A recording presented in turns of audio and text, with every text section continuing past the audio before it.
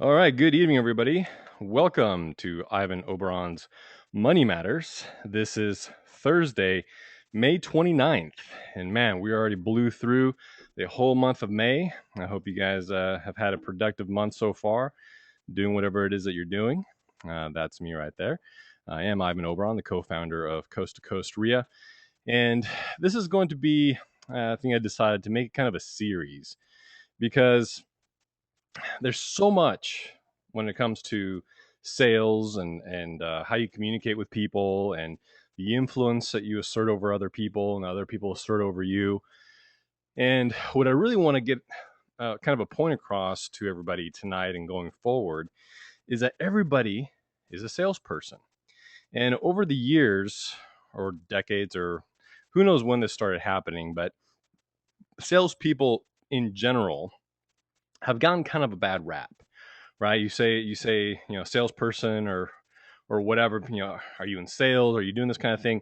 This image is conjured up of some like greasy used car salesperson, or this sharky life insurance, door to door salesperson, right?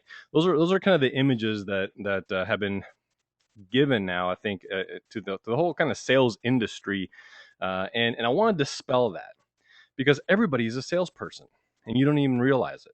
Some people are better at it than others. But if any of you have children or have been around children long enough, you understand that most children are born almost with an inherent ability to sell, right? To sell their parents their ideas, their wants, their desires. And some of them become very, very persuasive, and many of them take those skills even a step further once they get into their teen years, right? And if any of you that have children in their teens and tweens, you know what I'm talking about. I have almost a stepson that's almost 18 years old. He's going to be 18 in July, and man, for many years he has been selling and selling and selling, and he's great at it because he doesn't know the meaning of the word no, and no just means that he's got to figure out a different angle, right? A different way around it. And what I really want you guys to understand here is that there's always a sales transaction taking place anytime that you communicate with anybody. Anytime that you have an interaction with anybody, you're either being sold something or you're selling something. You're selling an idea, you're selling a vision, you're selling yourself. And that's really the most important part to understand, is that you are selling yourself. Whatever it is, whether you have a product, whether you have a service, whether you have an idea, whether you want a specific something for dinner and your partner might want something different. Well, you're gonna sell the idea of having what it is that you want for dinner, right? Because that's what it is, and it's really just interpersonal communications and how you deal with other people. And the better that you get at communicating with other people, the more you'll be able to accomplish and achieve what it is that you want in life. And we're going to focus a lot on, a lot of kind of sales principles. And I'm going to do an overview of why I think everybody's a salesperson, what some of the important things to keep in mind when you are interacting with people, and even kind of to notice in yourself when you're doing it so that you can become better at those things. And so whether if you are in some kind of sales or a profession that requires selling of some kind, then I think this will help you. And if you're not necessarily in a profession that has direct sales, this is going to help you in your profession as well, and in other areas of your life. And of course, those of us that are dealing in real estate and talking to sellers and talking to buyers and communicating with other people in the industry, I think is going to have a definite impact for you guys going forward. So, just a reminder before we get going, make sure that you become allergic to average. And go check us out at c2cria.com for all our free information. This webinar is going to be on there. Once we do complete it, I'm going to upload the video and the audio in case anybody misses it. You can catch it there in the next couple of days as well, or if you have to jump off early for any reason, anything like that. We always have that stuff up. It's on my YouTube channel and everything else. So don't worry about that. It'll be available for podcast and everything else, making everything super easy for you guys to be able to access the information. So, moving on to the first point, and just to give you a little bit of a background, I guess what I should do is let you know that For some reason, I've always I've ended up in sales one way or another, right? I've been working since I was 15 years old, probably a little bit sooner earlier than that. I used to go around and ask my neighbors if I could pull weeds for them, so I can earn some money to go buy myself some rollerblades or to buy myself whatever it is that I wanted, and either my parents wouldn't buy for me, or they didn't want to have to ask anybody for money in order to do it. And so I started doing that, and I started working. My first real job was at 15 years old. I helped at a bakery, and then I worked and sold rentals at the docks for those paddle boats. And then I got into automobile customizing. I used to install sunroofs and leather seats and all these various different types of things. But then I started getting into sales. I started selling cutlery. I started selling uh, cars. I started doing various different things, electronics. And every time I try to get out of sales, I always ended up going back into sales. And I think the reason for it is that I had a kind of a predisposition to want to talk to people, to communicate with them, to be able to provide them a service or of value of some kind. And so I ended up back in the sales industry, and then I ended up going back to school to get into insurance, and I did that for over 10 years. And the reason why I'm telling you kind of a very brief background is because I didn't really learn about sales and the different aspects of selling and how to improve on that until I got into real estate investing. It wasn't until after I got into real estate investing that I really started researching and consuming the material of all these industry leaders and experts that were out there in the different fields of sales and personal development and all that kind of stuff. Let's see. Sorry, I had a comment here. Yes. All right, Kenneth, we're doing it.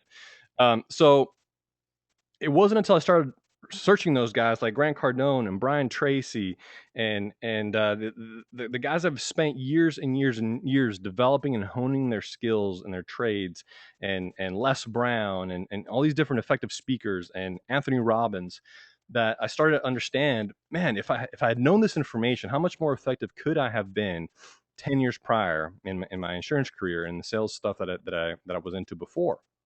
And that's one of the reasons that I developed such a passion for it, because I started seeing how it was applying into real estate and how I communicate with investors when I'm when I'm wanting to get somebody on board to lend me a bunch of money. Well, you have to be able to communicate with those people properly. You have to be able to present something in a way that shows a value to them. What's in it for them? Because ultimately, that's all the other person cares about, right? It's it's all about I, and that's the number one used word in the English language is I, because that's what people care about. And if you can communicate those things properly and lead the conversation and implant ideas into other people's minds, that's how you become an effective communicator. And it's not about deception; it's about understanding how other people think and work and what you can do to fill those needs. And so that's a little bit of what we're going to talk about today. And the first note here is that the truly successful person is the one who can influence the greatest number of people in a common direction to help himself. So, what is that really saying? Really, the hallmark of a successful person in any field is that he's an influential and persuasive in his interactions with people. And you guys do this on a daily basis anyway. You just don't realize what you're doing. So we want to make sure that you're aware of those things, so that when you do communicate with people in business and in other aspects of your life, that you can be more and more aware of it and hone those skills. You want to have the ability to help other people cooperate with you to achieve your goals and fulfill your aspirations. Right? That's why you're writing your goals down every day. You're putting those things out in front of you so that you keep those things in the front of your mind, because that's what relationships are for. That's why we create these massive networks of people, so that we can help each other. Because when we help other people get everything that they want, we can't help but get what it is that we want. So one of the ways to do that, again, is through successful communication. So whoever can influence the greatest number of people in a common direction is going to get everything that they want in life. And that's kind of going to be the overtone of this whole conversation here. And if I were to ask you, any of you, like, are you in sales? Who here is in sales? Would any of you raise your hands? And my guess prior to this webinar is going to be that most of you would say no. All right, who's okay? I'm going to go ahead and mute you out, Pete, because you just came on here and started making all kinds of noise. Thank you for that. So, those of you on the podcast, don't mind Pete. He comes in and interrupts without warning. Sometimes it's okay. So, um, so again, my goal, my hope is that by the end of this webinar, that you will be able to all raise your hands and say, yes, I am involved in sales. I'm a salesperson of some kind, and that I'm engaged in that profession, quote unquote, every single day.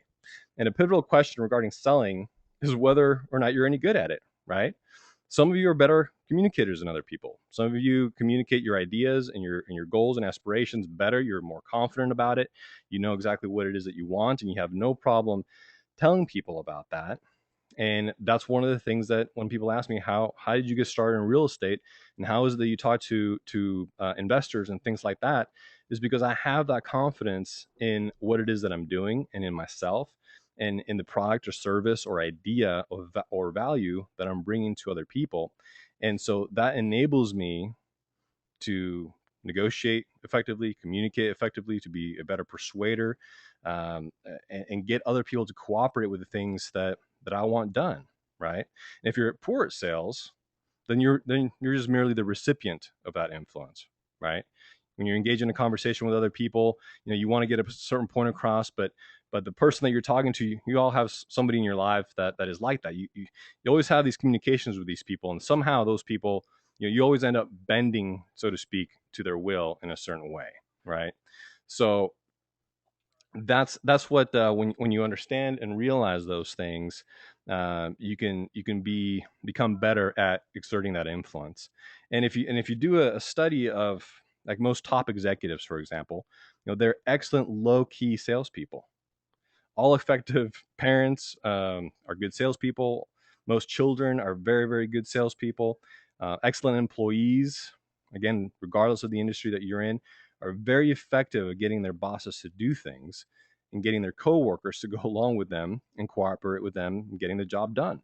So again, it doesn't matter what industry you're in. Just have those things in the forefront of your mind, and when you're thinking about those things, because it doesn't matter where you are.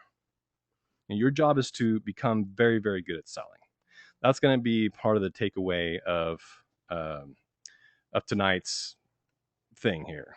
And I'm sorry, I keep getting distracted because people keep messaging me. But your job, that's going to be your job in this business, in this industry, in your workplace. Again, it doesn't matter. Put yourself wherever it is that you are and wherever it is that you want to go. These things are going to help you get there. And that's going to be your job. Become very, very good at selling. You're going to want to consume information, whatever information is out there for you to consume from some of the people that I already mentioned. You want to go after that material and that information because it's been put out there. Okay. And it's been invented and reinvented and keeps getting the way that the material is being, put out there is becoming more and more effective as the years go by, and understand that there's really nothing new under the sun. Okay, everything, all these concepts have been studied for decades and decades and decades, and the people who apply them effectively are the same people who are then teaching them and rewriting books in their own words and in their own ways, and everything else. So many people feel that selling is kind of a low level type activity and that they don't want to be associated with it. But I say, be proud to be a good salesperson and get out from underneath that stigma of I don't want to be involved in sales, or I'm not a salesperson, or whatever it is, because the more you tell yourself that, the less effective you're going to be at communicating with other people. And the sad thing is that most schools and colleges and these different places don't teach anything about proper sales and techniques and communication. So you have to go out there and consume and find the information yourselves. If you look at any single piece of financial information, or newspapers, or television, or radio, all those things have to do with selling. All the commercials that you see out there have to do with selling. I'm just trying to make you aware of everything around you. You're being sold, okay, in one way or another. and you have to be on the uh, not the receiving, but on the giving side of that. And probably 85%. Well, let me step back here. I'm kind of getting ahead of myself, guys, and I'm sorry. I had some other people show up here, and I'm having a difficult time focusing. But hopefully, what I'm saying to you guys is kind of making sense so far. And we're going to get into a little bit more meat here, and I want to talk about the ABC theory. Okay, and it's been noted that 85% of a person's behavior is determined by what they anticipate happening as a result of engaging in that behavior. So, one of the fundamental principles of sales, whether or not you've clearly defined it and whether or not you're using it, is that it's being used on you, and it has been used on you, and you may have used it but just not known about it. And in the ABC theory, there's um, all that is just a simple and yet powerful theory of human motivation. Now, the A stands for antecedent, or the things that come before an event, activity, or decision. So just think about any time that you've gone maybe shopping, or you've gone to a social event, or you're looking for a product, or something like that. There are certain things that are gonna come before that event. A B stands for behavior, and this is of course in the ABC theory. Now, that behavior that an individual engages in as a result of a stimulation of some kind. So you're gonna go out there, something's gonna happen, and when you go out there, you're gonna experience something, some kind of stimulation. Either it's going to be a person influencing you, or you're going to see something that appeals to you, or there's going to be an emotion that's triggered, or something's going to happen, and it's gonna cause you to engage in some kind of behavior because of that stimulation. C stands for consequences, and the consequences of that particular behavior is based on the antecedent that motivated that behavior. So something happened leading up to that, then you were um, uh, engaged in some kind of stimulation. Something stimulated you in a certain direction, and then that caused you to have a reaction or engage in some kind of behavior, and then that was essentially the consequence of those two things, if that makes sense. Okay, so as we already talked about, 85% of a person's behavior is determined about what they anticipate happening as a result of that behavior, and that leads us into the gap analysis. And this can be used when you're clearly defining your idea, your product, your service, or concept, and what it can do for another person, and showing them how they can achieve their goals with whatever it is, whatever idea or concept or product or service, whatever it is that you want to sell them. Okay, and that's part of the ABC theory. Once you understand what that is and how it applies to human motivation, you can start digging in to what their gaps are. And let me see here. I did a little bit of research here. Economists call this the rational expectations theory, and it is at the heart of modern economic analysis. It simply says that people behave on the basis of their rational expectations of what they think is going to happen if they buy or sell a particular product or service or engage in a particular action. So everything that eventually is done, or an action that's eventually taken by somebody, there's some kind of emotional response. And they tend to buy whether it's an idea, or again a product, a service, or whatever it is, based on how they anticipate feeling as a result of either owning it or engaging in it, or being associated with that particular product or service or idea, and they look forward to the feeling they expect to enjoy. Okay, so they're already seeing and feeling themselves, or seeing themselves in a particular, like enjoying that car, or enjoying that product, or enjoying the benefits of, for example, here I am selling you this idea that we're going to rehab this house, and we're going to need some money from you, and at the end you're gonna be able to have gone through a learning process and engage in this, and be able to talk to your friends about the deal that you're doing, and all these different things that you're going to be engaged in, and ultimately you're going to receive some kind of a profit, right? So that's going to feel good, and you're going to feel intelligent because participated in our project. You participated in this thing, and you had a positive outcome. And so that's what people are looking towards, right? Because nobody looks forward to, I don't look forward to putting together joint venture agreements. I don't look forward to putting together contracts. I don't look forward to having to babysit contractors, and are they sending me the right stuff, and am I keeping these books, and all those different things.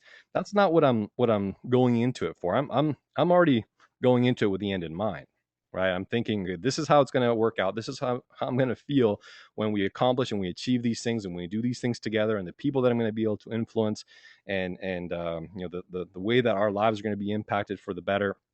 All these different things is essentially what I'm focusing on, not focusing on on all the other stuff. So as a as an example, you think about going out to lunch or dinner, and you look at a menu. Your eyes go through the menu, and I happen to eat out a lot, just because of the fact that I travel so much, and some of you do the same thing. But when you're looking at a menu, you typically settle on an item that you think will give you the greatest pleasure eating it, right? You look, well, is it going to be the salmon today? Is it going to be the steak? Maybe I want this fish and chips.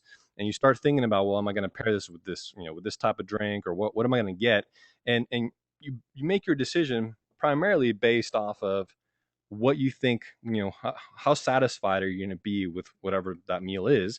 And oftentimes when you frequent the same place, how many of you get the exact same thing? You order it, you look at the menu, and you don't even know why you're looking at the menu, right? Because you already know, man, I'm gonna get this thing because I remember how good that was. I remember how good it felt. I remember how satisfied I was after I finished that meal.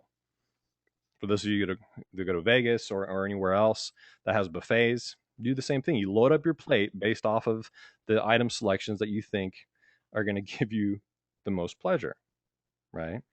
So the C represents the stage of greater satisfaction.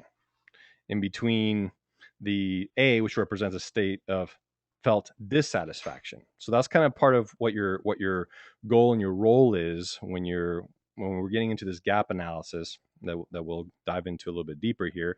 But when you get in the A again, the ABC theory is going to represent that state of felt dissatisfaction. So they're either whether it's a product or service or idea that you're trying to get them to move into. Same thing when you, again, using the going to a restaurant thing. Well, your state of felt dissatisfaction is that you're hungry, that you want you need to change that right now before, like Pete, you start punching people in the face because you're so hungry, and you're just about to lose your mind, right? So that's your state of felt dissatisfaction. And when you're talking to a seller, or when you're talking to a prospect, or when you're talking to other people, that's part of what you're going to want to see what that is. What is that state of felt dissatisfaction that they're in? Why are they in your store? Why are they return your call? Why are they responding to your Craigslist ad? Why do they have their house for sale? All these different areas of uh, state of felt dissatisfaction. So when you get to the C, your product or your service or your idea or whatever it is that you have to offer, that's going to represent the state of greater satisfaction. And if the individual moves to that state of greater satisfaction, they will relieve that state of dissatisfaction that they have in their current situation. So the B in that theory is your product, your service, your idea, your action, whatever activity is that you're wanting to persuade that person to acquire or to engage in, or to basically go according to what you want. So um, the let me see here. Where am I? Are you guys? Is this making sense to you guys so far? All right. Well, I don't know. So in the gap analysis, this is what you're going to do here is just this is a clearly defining of what your idea, product, concept, or service can do for a person, then showing them how they can achieve their goals with what you have to offer. And that's basically, you're basically bridging that gap, right? That's where you come in the middle. So from point A to point B, you create that bridge or that gap with your product or your service or your idea, and what it is that you're wanting to accomplish. And you guys are giving me absolutely no, doggone it, no interaction at all.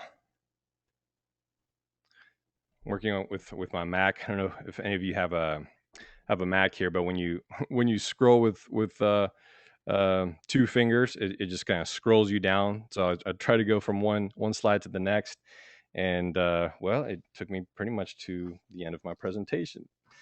So the very best persuaders and communicators are those who concentrate all their attention on identifying the exact gap that exists. Then they focus on widening that gap. Okay, so first you got to find out what their level of discontent is, what it is that state that they're in now that you feel they could be better in by following your idea or buying your product or service. And then you do what you can to kind of widen that gap a little bit, make that pain feel a little bit more real. Okay, and do everything possible until they begin to feel more and more dissatisfied with their current situation and more desirous of enjoying your future with your idea and the ideal situation which you're going to create, and will only be achievable by the use of your product or your service, or by lining themselves up with whatever it is that your idea is, right?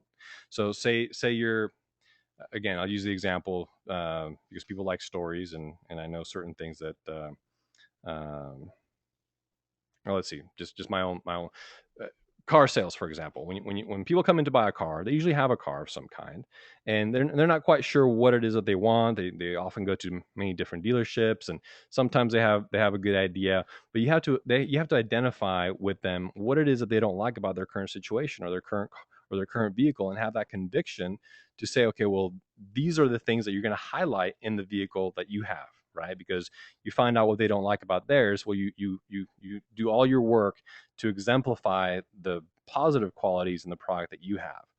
Or when I was in insurance, for example, I got asked the same question over and over and over, like, what do you have? What is it that you would do in my situation? So again, having the conviction of whatever your idea or your product or your service is, and doing everything that you can to make that more and more appealing, and their situation less and less appealing, based off of what it is that they currently have, because you're identifying that particular pain or gap that they have in their life.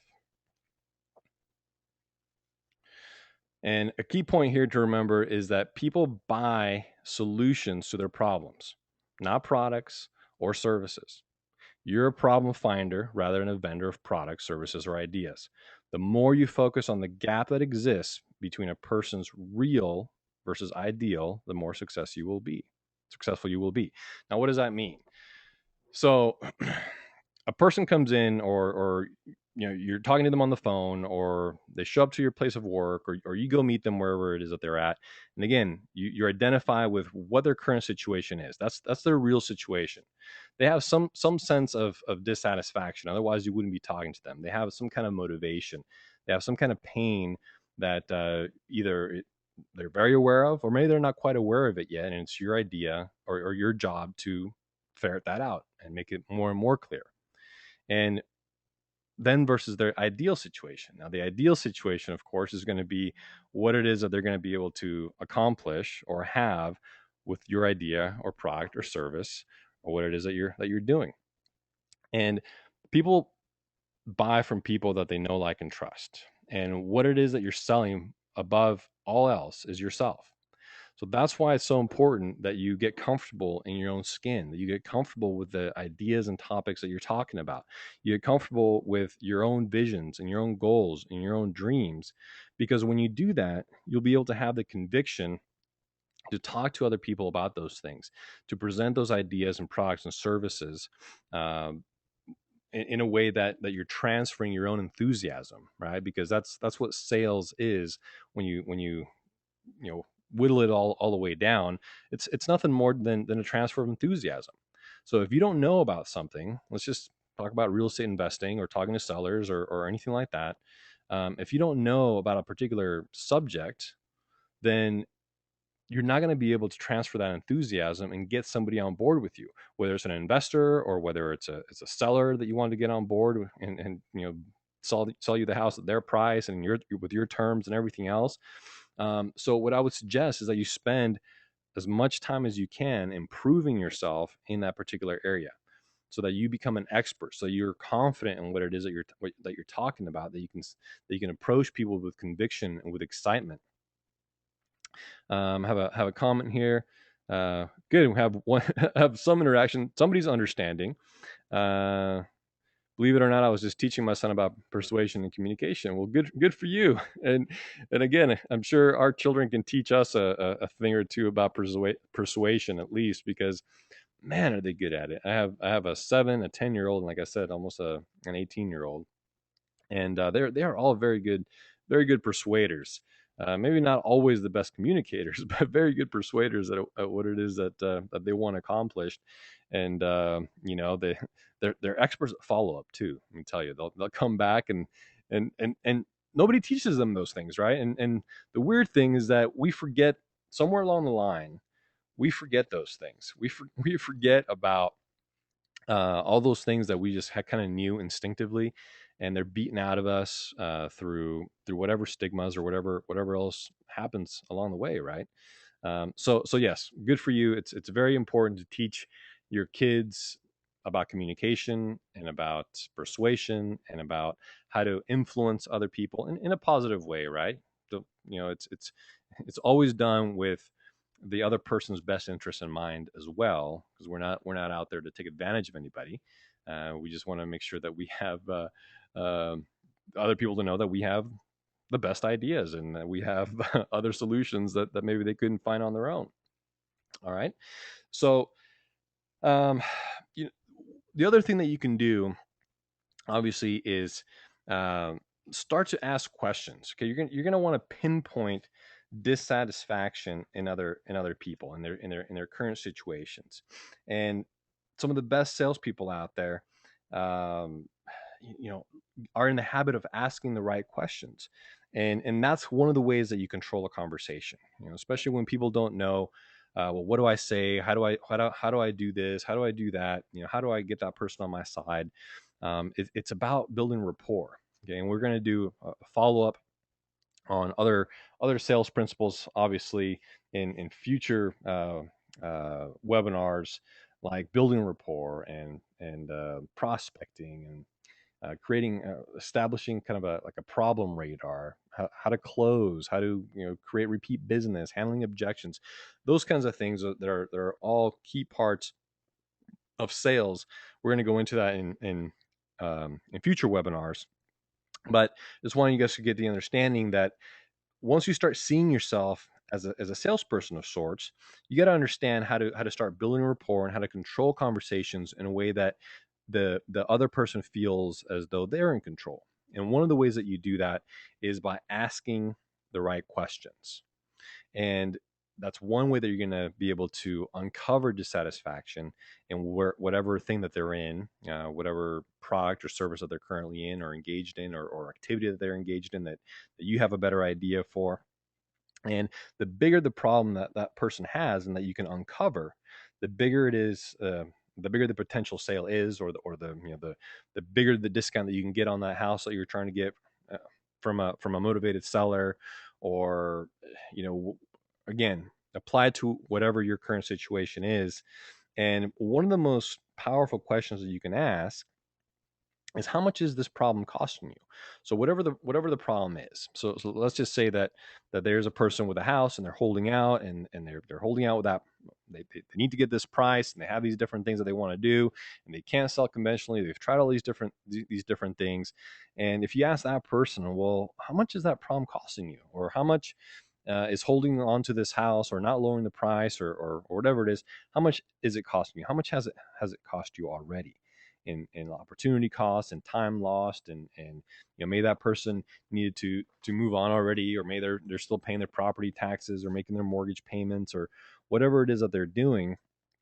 And you can help that person identify not only the obvious problems, but maybe and direct costs, but maybe not the so obvious ones, or some of the indirect costs. Maybe it's having an impact on their on their family life, or on other things that you only discover by asking questions and by having a conversation and by building rapport with people and asking other open-ended questions just to get to know those people.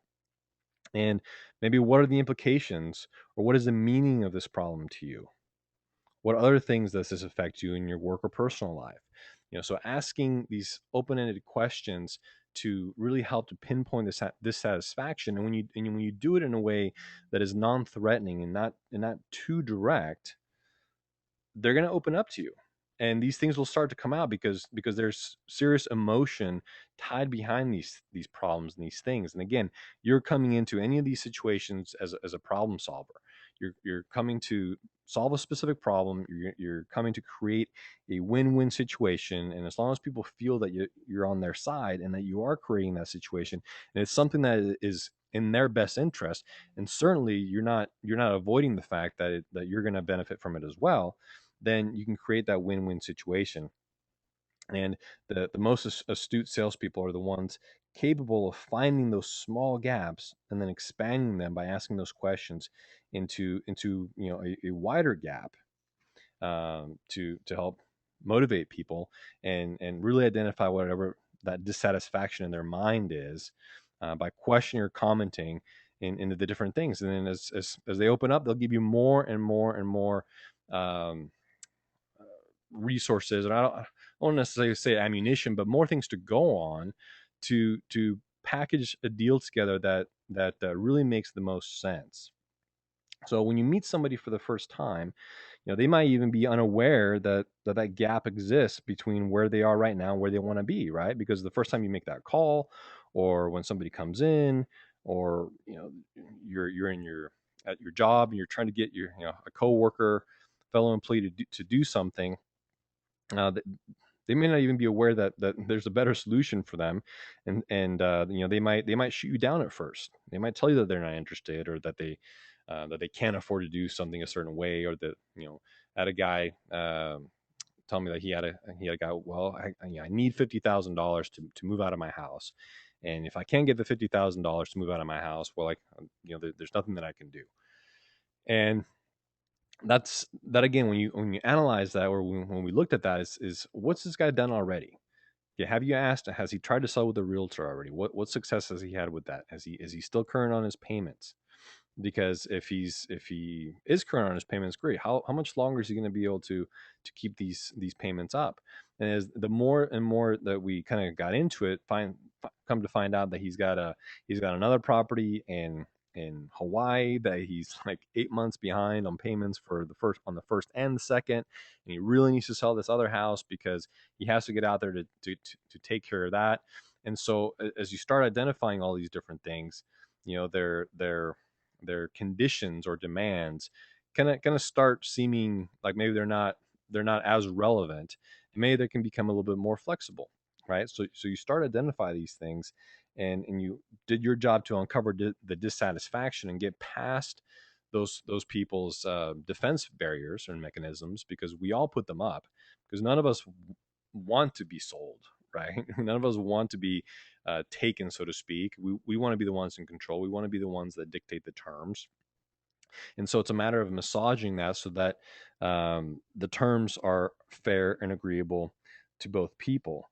And once you describe a state of even greater satisfaction that they could enjoy if they did something differently than maybe what they're stuck on right now, basically, selling them on that idea, and helping them to see why they're not, their current terms and conditions maybe aren't going to get them what they want, because nobody's going to come in, using this deal as an example, on a $200,000 property and put $50,000 down for you to be able to walk away, and you know what I mean. So there's all these different things that once you start showing people with rational thinking and questions that it's not going to make sense, then you'll be able to lead that conversation a different way.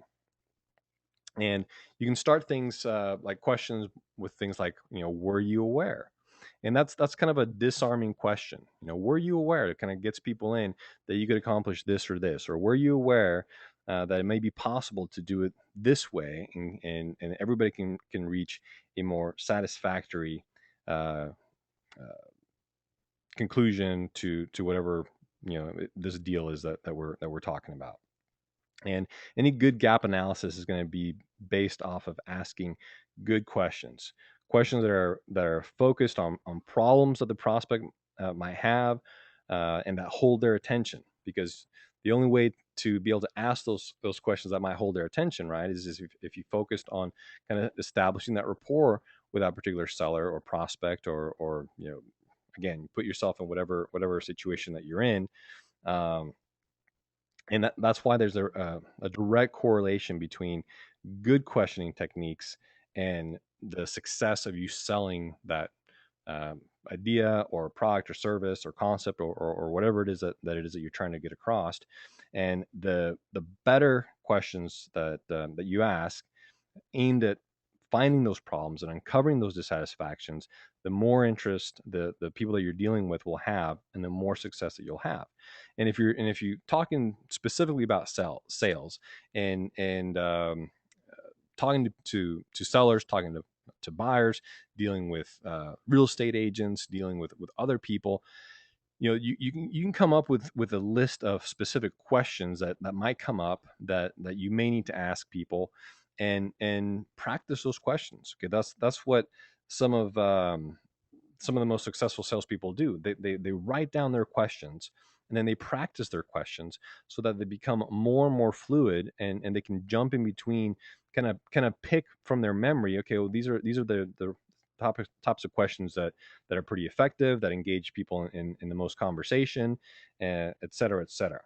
And thinking, writing them down and practicing them also helps you think of the wording of those questions, right? How it's starting, how it sounds, how you feel it's going to be the most effective way to present a question to somebody, because the way that you word things can have a big impact on the way people answer those questions.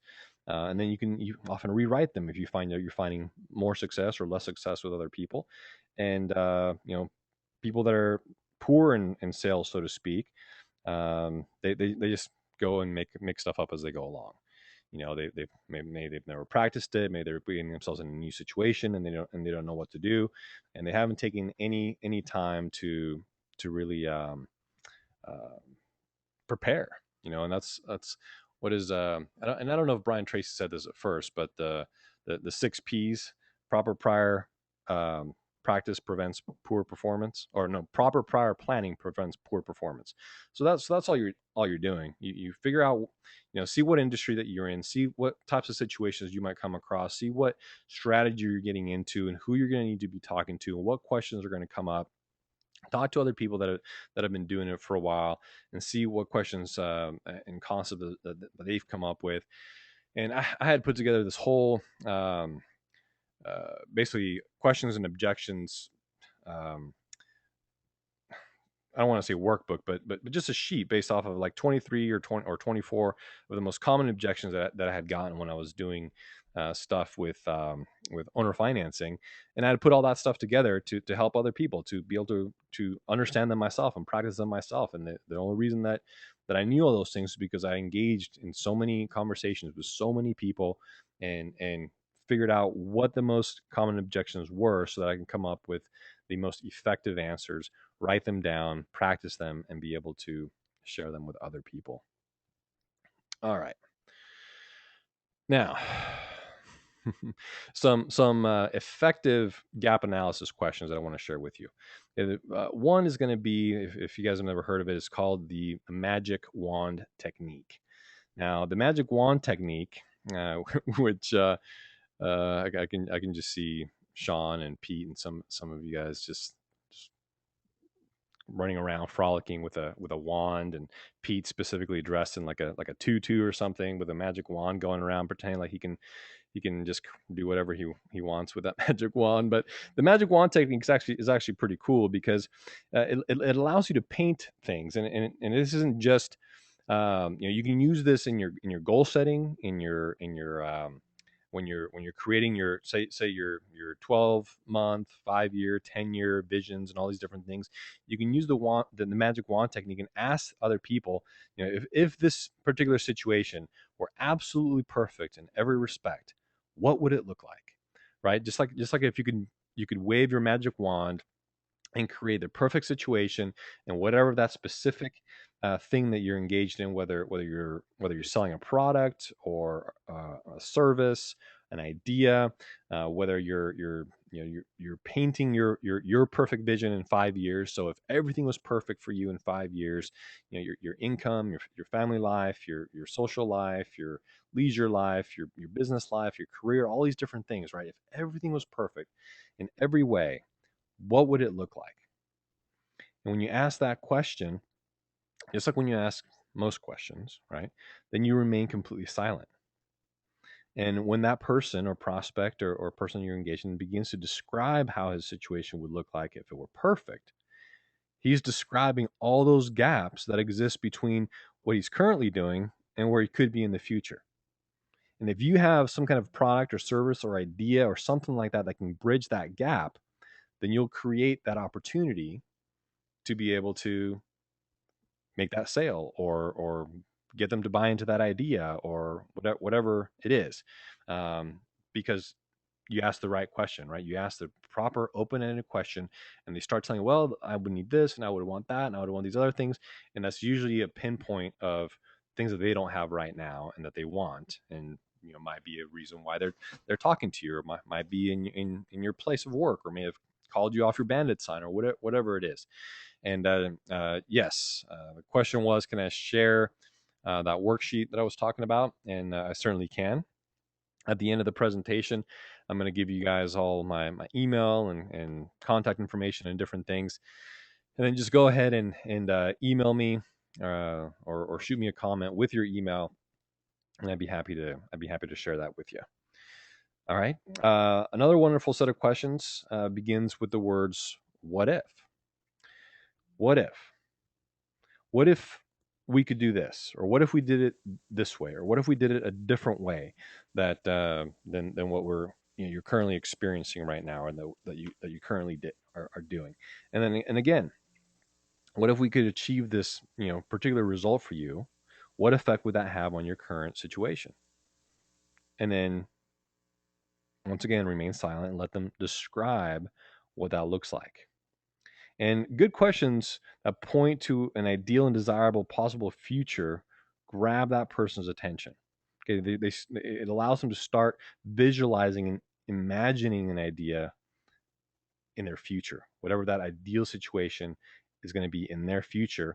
And basically the C, right, in the ABC theory, and exactly that state that your product or your service or your idea or whatever it is that you're proposing is going to be able to do.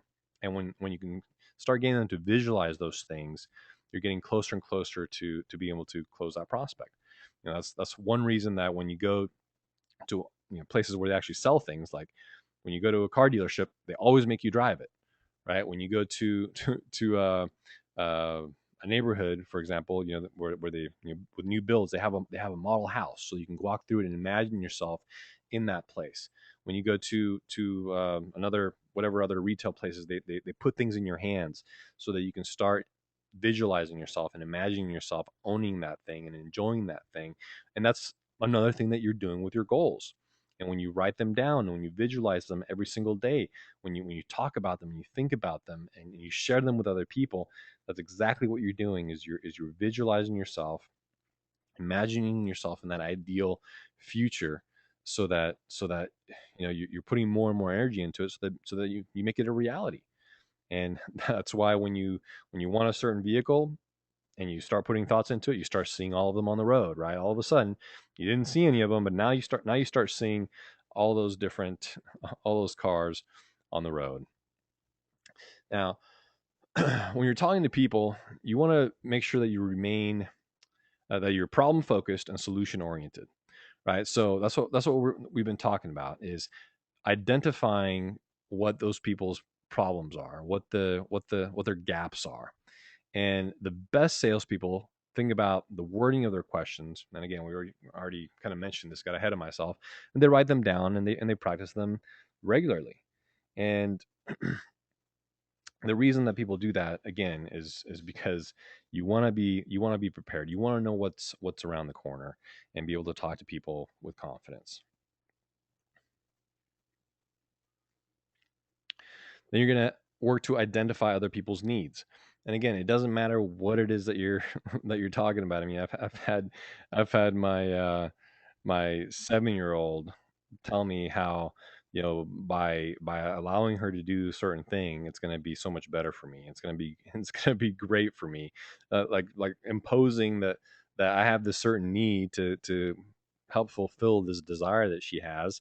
And if nothing else, I want to see her happy. And the fact that she's doing this and selling this, it just makes me smile, right? It's like I don't even get mad at that because I know exactly what it is that she's doing, and I don't want to I don't want to squelch that. You know what I mean? So um, your attempt also isn't to or your what you want to do is don't attempt to push a person into a decision. Instead, you lead them gently to the decision by showing them their problem or the gap on one hand, and then show them your way of bridging that gap on the other hand. Okay, that's all we've been talking about is how do you bridge that gap. And you want to identify the real and most pressing needs of that person. You do this by continuing to ask questions, by encouraging the person to tell you what it is and what would happen for him or her to be completely happy in a particular situation. Again, if you're trying to get somebody to tell you how to basically give you what you want, you have to ask these questions, and they will tell you everything that you need as long as you learn how to lead that situation. And once you become completely clear regarding what their needs are, then you can begin to form your conversation in the presentation and in the process to really meet those needs in the most ideal and satisfactory way to them. You also want to give examples. People love ideas. I just kind of like what I said before. Uh, figure out ways to give examples. Another question I get a lot is as far as how I get people to like investors to work with me to loan me money to do our rehab deals and get other people on board. Is especially when I first got started and hadn't done any deals, is I was already networking. I was connecting with people that have been doing it, that were doing it, that had plenty of experience, and I was able to leverage off of their experiences and their network, which is one of the things that we offer you guys and encourage you to do is get plugged into what it is that we're doing so that you can talk to people and say, well, my team has done this, or my partners have done that, and be able to give an example of somebody else's experience, right? And one of the things that I would say, well, we do have other investors that we work with, and this particular investor decided that he wanted to be, he only wanted to have first lien position, and so he had the money to lend all the money for acquisitions, for the rehab, for all holding costs and everything else, so that there wasn't another loan required. There wasn't any other money required to do the deal. So we were able to give him first lien position, which he felt more secured with.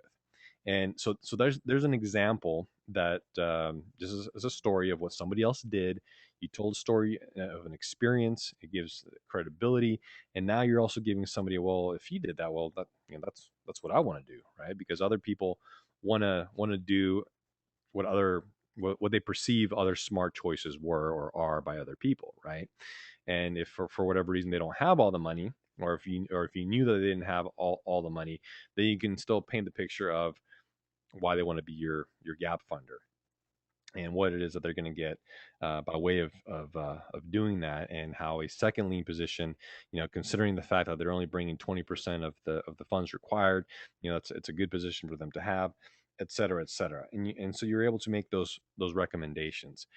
So if you don't have current experiences yourselves in whatever it is that you're trying to sell, or whatever it is that you want to get into, or whatever conversations it is that you're having with people as you begin to cut your teeth, as they say in the business, then just plug in with other people who can share their experiences with you, that can share some of the things that they've done and are doing, so that you can leverage off of those relationships and off of those um, experiences. Okay, and that's that's what I've done from the beginning. You got to start somewhere, And you don't want to be dishonest with people. So I never told anybody when I was looking to get their money that I've done all these deals.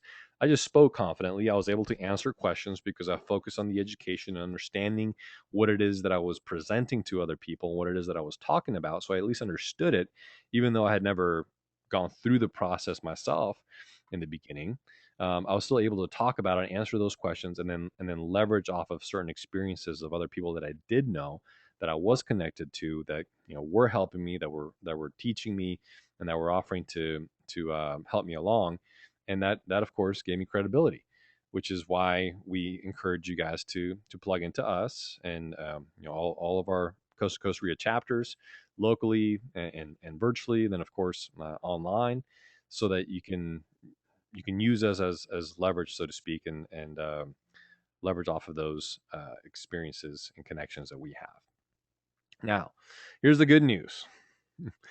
For those of you who maybe are not the best communicators, or not the best influencers, or not the best salespeople yet, selling is a business skill, or or a life skill, or it's a skill that you can learn, that you can educate yourself on, that you can again consume proper material in order to get yourself better at it.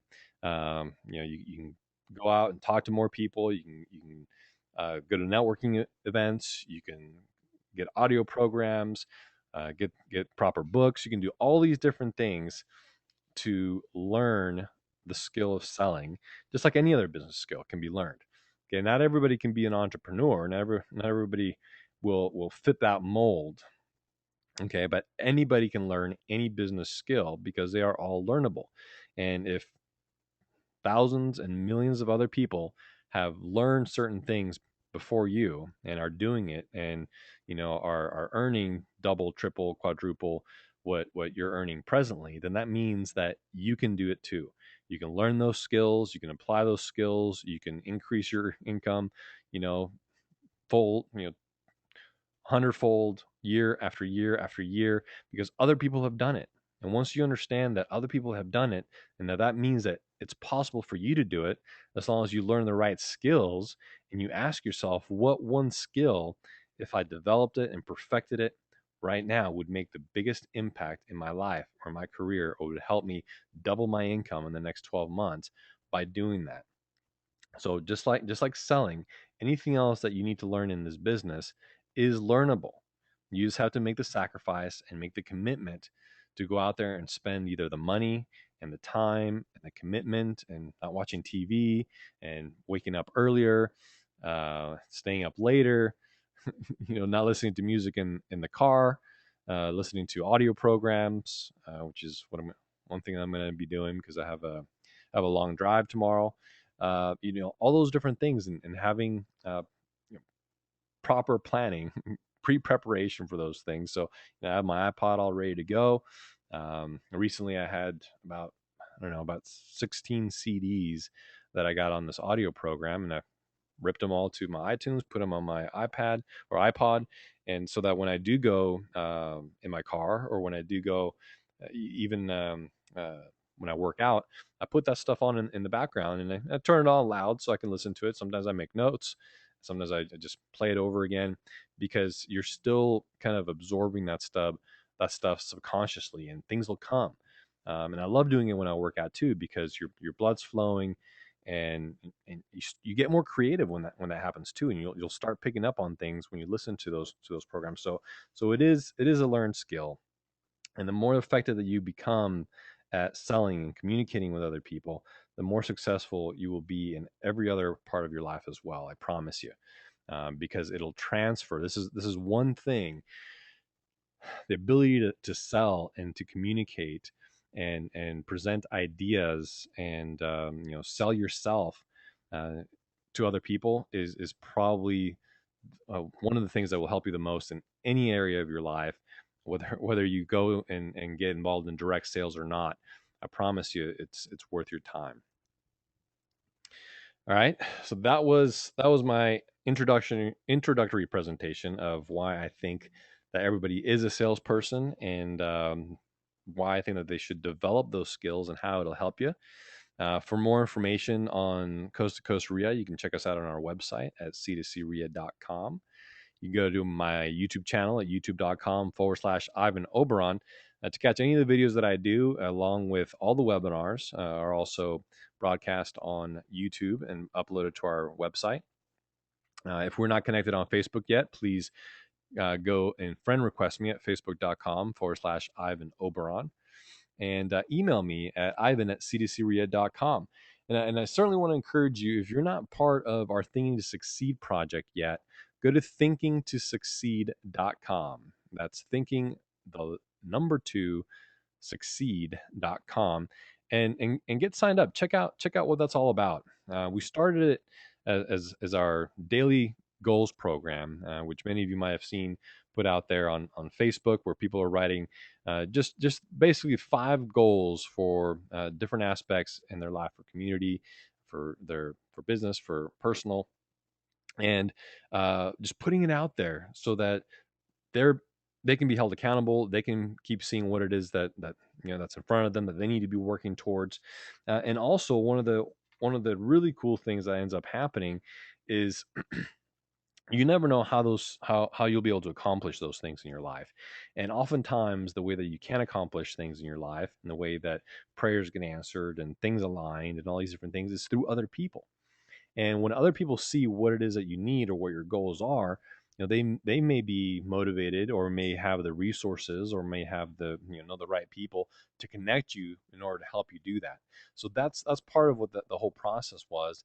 And then we took it to the next level with the Thinking to Succeed project, so that we can really dive more deeply into how do you write down your goals, how do you set deadlines, how do you create actionable steps, focusing on the different aspects of your life, not just goals, but career and income, family, finance, health, and fitness, because those are all um, very key areas of your life that all kind of intertwine. And the more you are effective in one, the better it's going to help you be in others. Um, Health and fitness, for example, it's such an important area of life.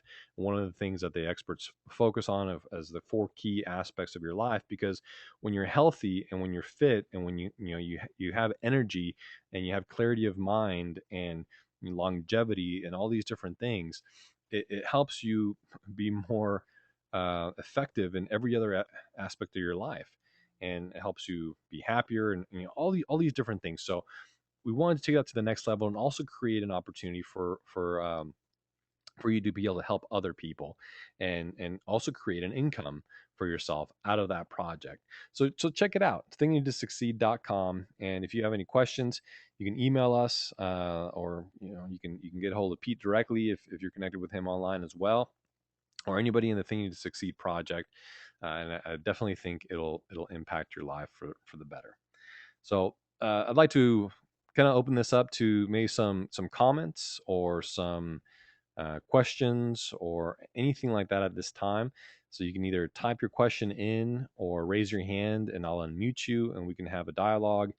Let me know what you thought of this, and next time we'll go a little bit deeper into some of the specific sales principles. All right, Kenneth. Kenneth, good evening, man. Glad to have Good you evening, on. Good evening, Ivan. That was a great presentation, and that's most certainly true. All of us are salespeople, no matter what you do in life, especially if you're in business. You have got to sell, sell, sell. So you need to learn that. Sell and Right. also follow up. I want to touch base on the 21-day challenge. First of all, that really changed my life with writing the goals down. So I took it to the next level, and I joined the Thinking to Succeed project. And let me tell you guys something. That project is absolutely amazing. Awesome. It will get you to the next level, and it will definitely increase everything around you. And the community is just it's the most fantastic community. It's like going to the park and being a kid again. Right. And your productivity has jumped up like crazy, and other people, like, the cool thing about it is, with the 21-day challenge and everything else, is you start getting other people asking, well, what are you doing? And then you start getting other people motivating you too and encouraging you, and it just gets you even more pumped up. So, and you've been a wild man on it. It's awesome. That's right, and I just encourage everybody to join. I swear it will benefit you to so many other levels. But that's pretty much all I have to say. Right on, Kenneth. Thanks a lot, man. Have a good night. Welcome. Okay. All right. Anybody else? All right, Mike. I knew you had something at some point. How you doing, Mike? Hello, are you with me? Hmm. Well, maybe you didn't raise your hand, or maybe you don't have. There you go. I think I can hear you. Oh, okay. Um, Last week you said that, I think it was last week, you said that when you're looking at a transaction as far as something to purchase, if there's not at least $100,000 there between purchase price and sales price, you don't even look at it, correct? Yeah, and that's a quick little ninja trick that I do, but it only it doesn't work in every case. It just depends on the price points that you're looking at. So, for example, if you're looking at $1 million property, then that's not going to work. You're gonna need a much Sure. bigger spread than that. If you're looking at a $15,000 property, that may not apply. But for example, the majority of the properties that I was looking at when I first started rehabbing, we're gonna be in the ARVs in the around the 300 to $400,000 range. So Mhm. if the purchase price was $230,000, and when I first did my research and found out that my ARV was, let's say the ARV was only 300 or $305,000, I really didn't go much further in that one because I knew it was going to be too thin. I knew that I wasn't looking at anything with just that was just going to need lipstick. I've never done or gotten involved in a project that just needed $5 or $10,000. I know people involved with those, but I've never done a single rehab that took less than about $35,000. So if I know that I'm going to be spending at least $30,000 and there's going to be selling costs, we're in a $300,000 range. So I'm gonna have selling costs with realtor commissions and everything else, probably in the $28,000 range. And so here we go. I already have about $60,000 there. That's already coming right off the top, and I still need room for profit. I need room for some incidentals. So again, that initial gross spread wasn't at least $100,000, I wasn't real motivated to spend a lot more time because, especially in the beginning, I mean, I was looking at so many listings. I had to make the best use of my time. So Right. I found that was a good formula. In some cases, if it was $80,000 at minimum, I would maybe go forward. But if it was $100,000 right off the bat, I knew that I could move forward, and I felt good about it. Yeah, I guess the question, because you had talked a little bit about also how you had got investors versus dealing with hard money, which the fees would Yes. be a little bit more.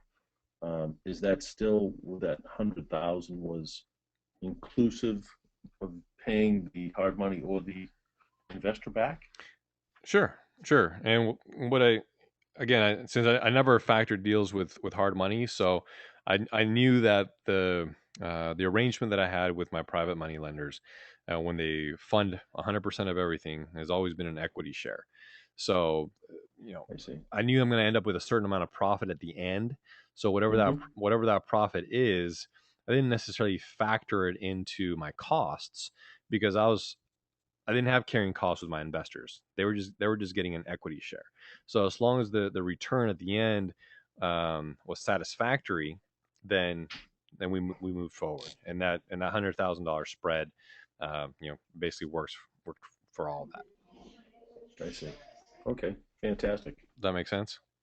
No, no, it does. It's just that then if you, for argument's sake, you were saying that you were looking at $300,000 houses, so you bought something for uh, 175. You knew you could sell it for 275 all day long.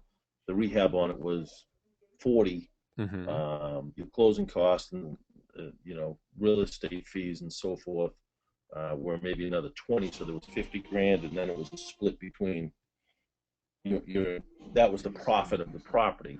Right. So now you and your investor would split that. I see. Yeah. Yeah. And again, that's just a starting point, Mike. It doesn't mean that every property that I looked at that had an initial spread of $100,000 was a deal. That's just the initial. Does it pass the first sniff test and warrant me spending much more time looking into this I see. more closely, because I have Right. all these other things and how much time I'm going to dedicate per file. But no, a lot of those got blown out too because they weren't deals. I just didn't spend much more time unless it was at least deals. Yep, I get you now. All right. Excellent. Well, Thanks, thank you, Mike. Ivan. Thanks, Mike. Yep. All right, and we have Michael. Michael, how you doing, man? Hey, good, Ivan. How are you? I'm doing pretty well. All right. I just have a simple question. One of the things that I've kind of talked to somebody who would want to invest in a project, and they want to know, they kind of get scared away.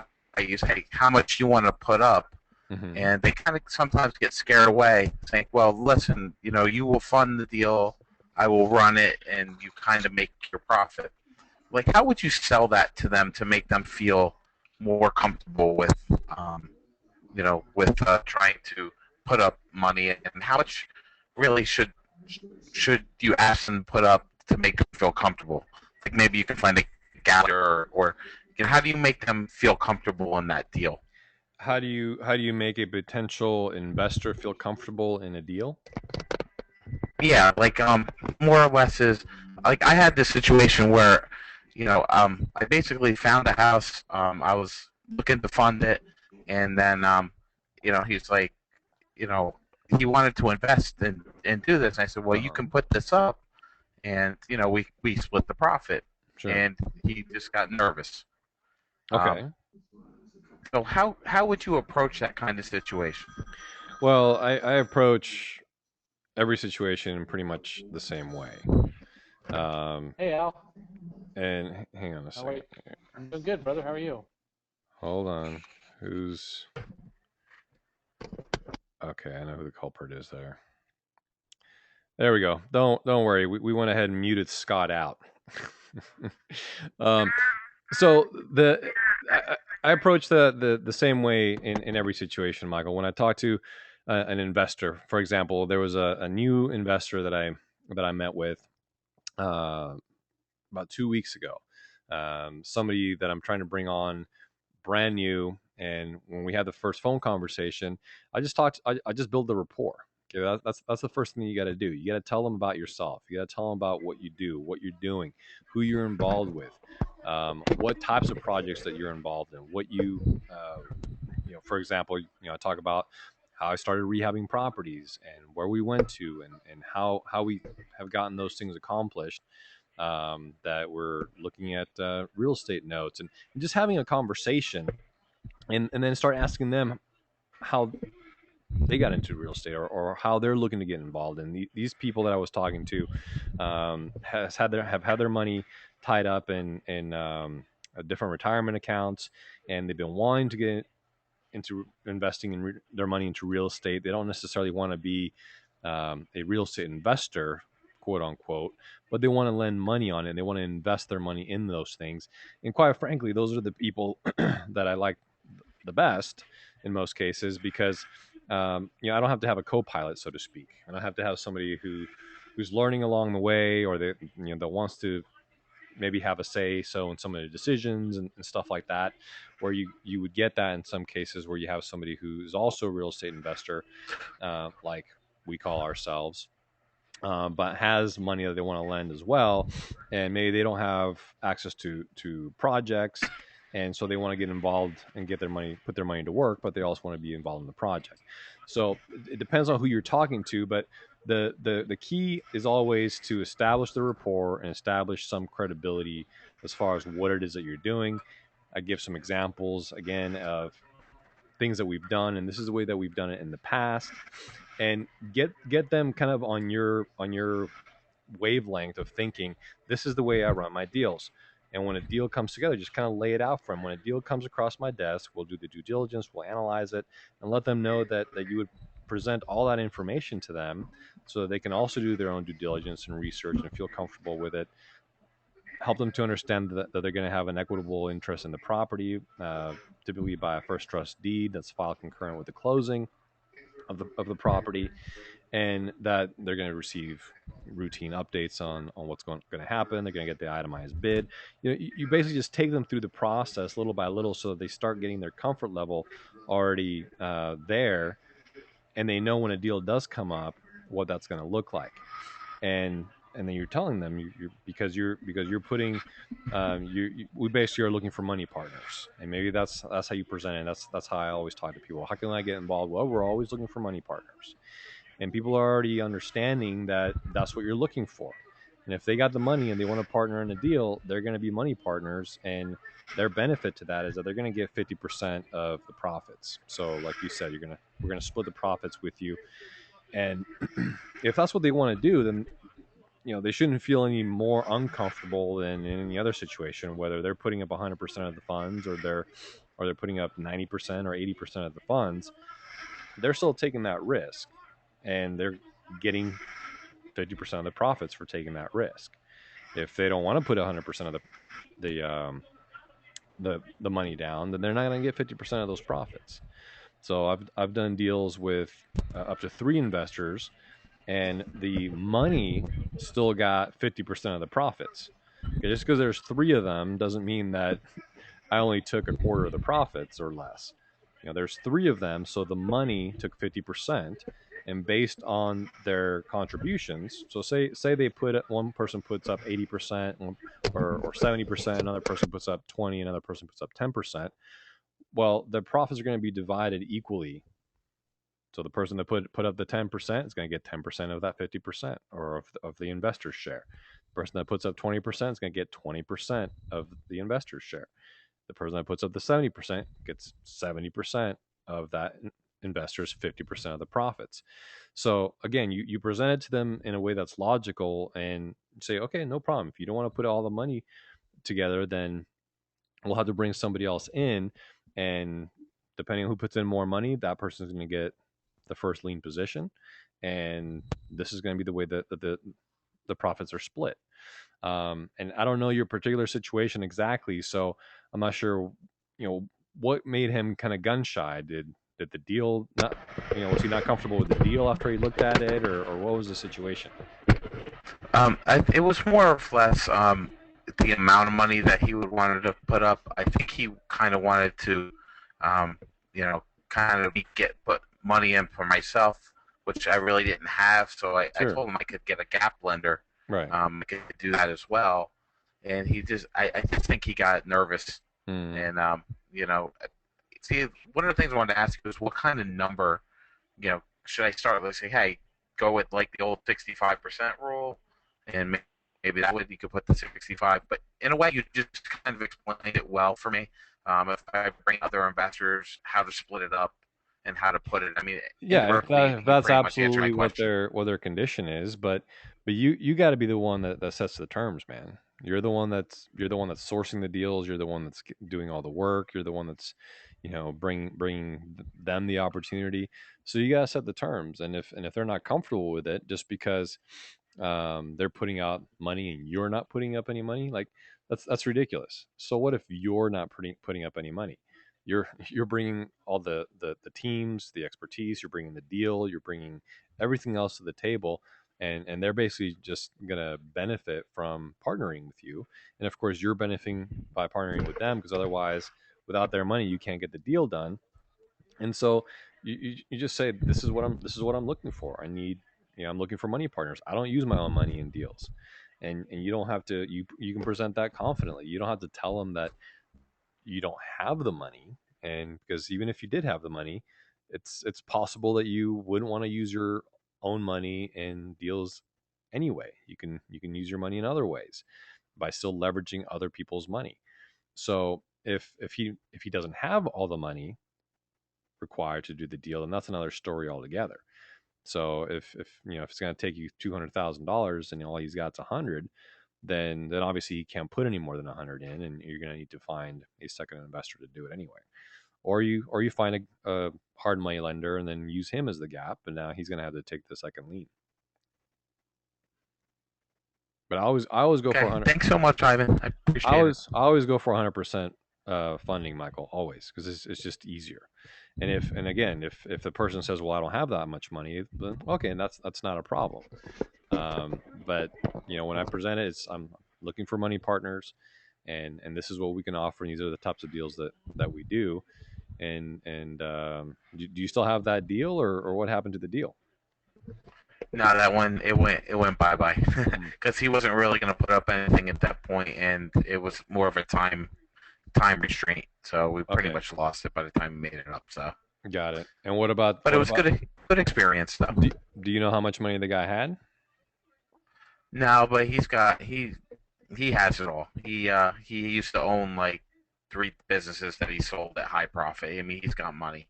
Okay. He just doesn't tell me how much, but he's got the money. Well, if you ever want to revisit that conversation with that guy, and if he's still on the fence, then I'd be happy to help you talk to him. Okay, sounds great, Ivan. Thank you so much. All right, Michael, you bet. Take care. All right. Anybody else? Hopefully, you guys are finding this helpful and useful.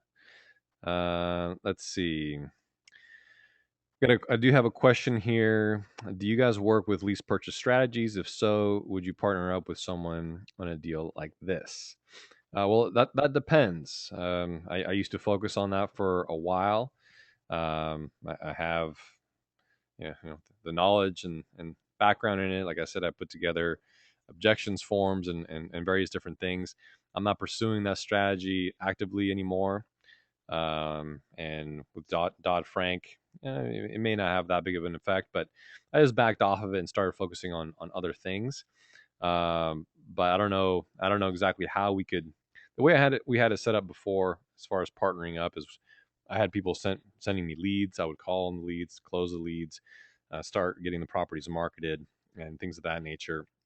And the the downside to that strategy, or one of the downsides, is that people think that there's an immediate payday, or that the payday comes very, very quickly. And the reality is that it doesn't. And depending on the area that you're in, the properties might be in lower demand.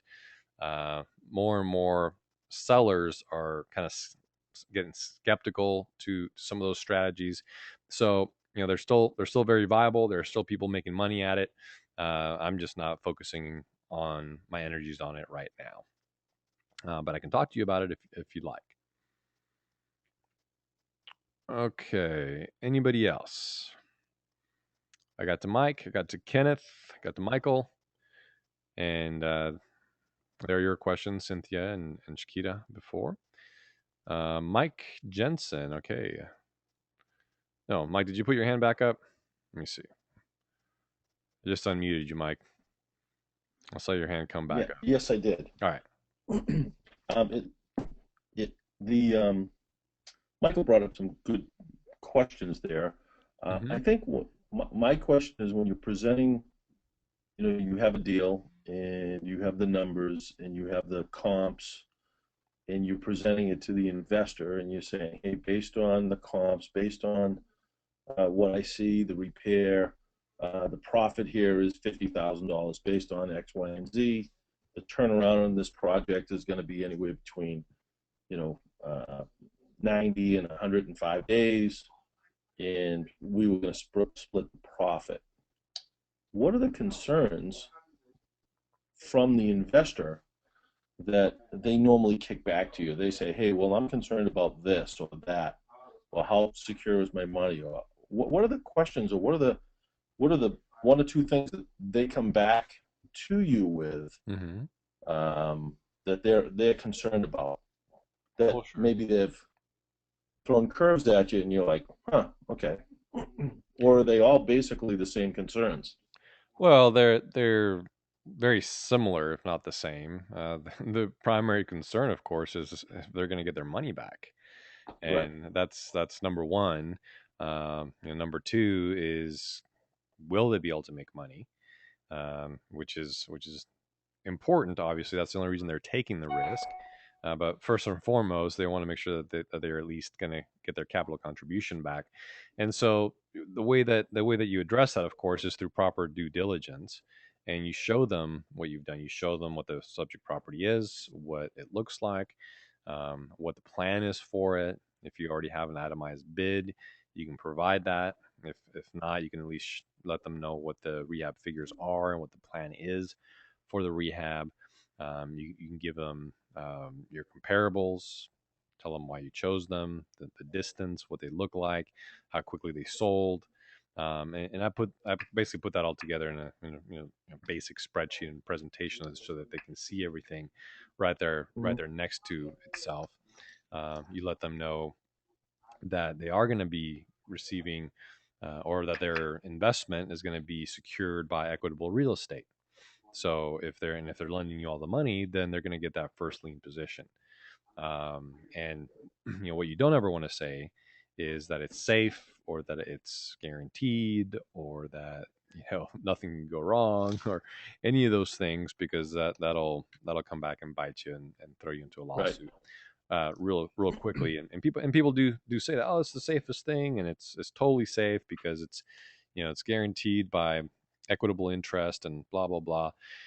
But things happen and market conditions change, and as long as you are open and honest with those things and you let them know what safety instruments they are going to receive, and the fact that their money is the first money in, but it's also the first money out. So Okay. their equitable contribution is going to be paid out to them first, and then their share of the profits are going to go to them second, and then everything else that's basically left over is going to go to you as the developer, and Okay. that's or So, so if I may, let's just say you purchased a property for 125,000. It's $50,000 worth of rehab. It's a total of 175.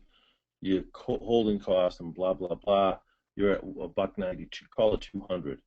Did Mhm. they come up with the 200? Oh yeah, So they come up with the 200. and then some. So you have your acquisition, you Yep. have your rehab, and you Yep. have all your holding costs. So you're going to It- factor in for taxes and utilities and insurance and security system if you're going to put one in, staging if you plan on staging the house. So you factor in all of your costs, and then that's what they're committing to. Okay. I would assume that their first question is, okay, well, what's the participation with you? And your spin, I'm assuming at that point is, hey, listen, you're going to make 4% on a, or 1% on a CD. You're going to make 44% or whatever the numbers you're going to use, Hmm. because based on, it's a 6 month turnaround. You're going to give me 200 grand. You're going to get your 200 plus you're going to get another uh, 35 grand. So your money on that is over 20%. Sure, and That that is that that how you that spin it? that comes up sometimes. Okay, so I've had it. Well, what are you putting into the deal, Right. or That's what do what you I what are would you think. what are you bringing to the deal? How much either what are you bringing to the deal, or how much are you putting into the deal? And what I tell them is I'm bringing all my contractors, my realtors, my team, my experience, my knowledge, my time. Okay. I'm I'm Okay. I'm doing everything. Yeah. Or how much are you putting into the deal? Nothing. You're my money. Right. You're my money part. I don't put anything into the deal. I, Right. I put everything else that I I've, al- just described, and that doesn't come right. up usually because of the way that I present it. I present it very Right. clearly that I'm after a money partner, and this is the way that we Right. structure the deals, and and you guys are going to fund the deal, and we're going to run the deal, and we're going to split the profits. Right. So you guys are thinking that you're going to get that objection or that question all the time or very often or whatever, and when you present it right and when you're confident about it, it doesn't. You don't Right. you don't make an issue of it. It doesn't become an issue.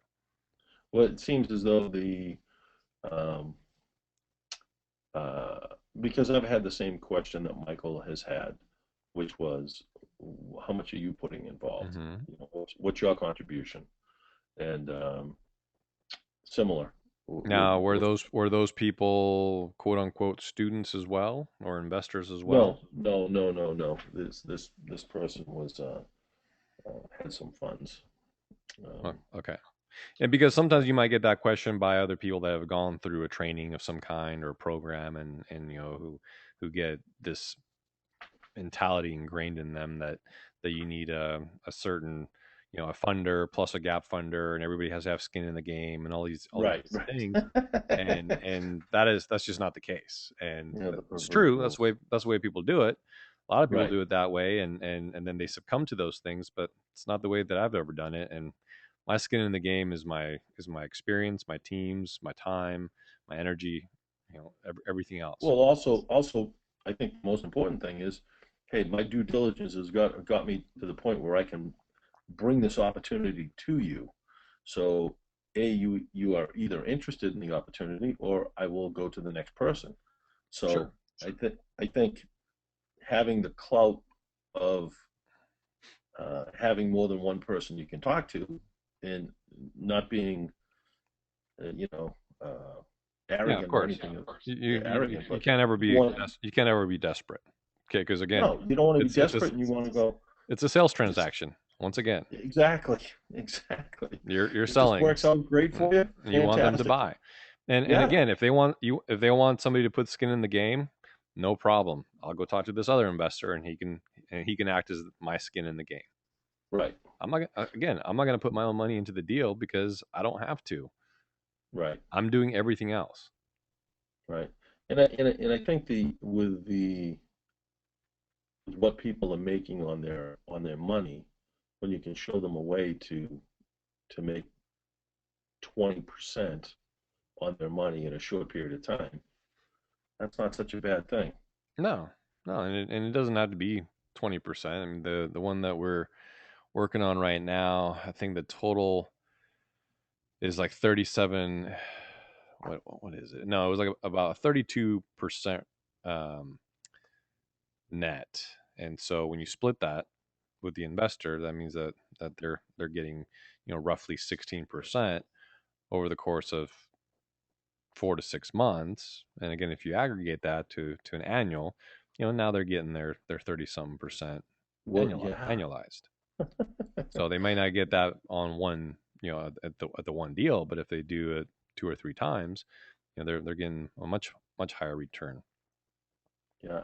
I also find it quite interesting because there are so many different um, ways of looking at the transaction, um, and being new to the how it's because I'm in the real estate business. It's a traditional, okay, you come in, you put this amount of money in, and it's a traditional transaction. Whereas when it's investment aspects, I think you get a lot more creative. There are a lot more uh, flexible ways of purchasing, and Sure. there is a lot of knowledge to be had, and there's a lot of as you have, um, but it's you're right. There's just a lot to know. Yeah, absolutely. And they don't want to deal with all that. They don't want to handle all that. And I had, just as a quick anecdote, um, I had a guy that I knew had $500,000. He was one of the, I don't know. I had one investor already locked up, who had lots of money, and then this was another guy that I was lining up, and I started having him look at a couple, or we were looking at a couple of deals here locally, and then he started wanting to go to all the properties and talk to the contractors, and I walked away. It's like, nope, I don't need your money that bad to where you're gonna try to run all the whole project. Micromanage. Yeah, no, I don't need a micromanager. You're the money partner. And granted, he had experience. He owned rentals, and he had done stuff, and whatever, and it's his money, so of course he has the right to want to do those things. But I also have the right to not want to work that way, and so I didn't. Right. I remember I was in Southborough when I selling real estate in Southborough, and they had these two brothers that they were building their first house that they were going to sell. And I said, guys, you're building this home as though you're going to live there. I said, build it so you can do a quality job, but you want to build it, put it on the market, and sell it as soon as possible. Well, they Right. took too long, and they put all this extra stuff into it. And we ended up selling it, but it took a lot longer, and it wasn't as much profit as if they had just built a nice house. Sure. Not like they were going to live in it. So it is crazy sometimes when you think about how neurotic it can become. You can't fall in love with the houses. It's not the Taj Mahal. All right, Mike. Well, thanks for your question and your input. I hope I was able to answer it for you. Absolutely. Thank you, sir. All right. And let's see, guys. It's almost 20 to 8 my time. And so that means we've been on here for about an hour and almost 40 minutes. And thank you for being here with me. If there is any other questions, I'm happy to take them. If not, we'll go ahead and wrap up and bid you guys a great night. So once again, there's our links, c2cria.com, and my email, ivan@c2cria.com, for those of you listening to the podcast. Thanks so much, guys. I'm going to presume that everyone's questions have been answered satisfactorily, and we'll talk to you soon. Good night.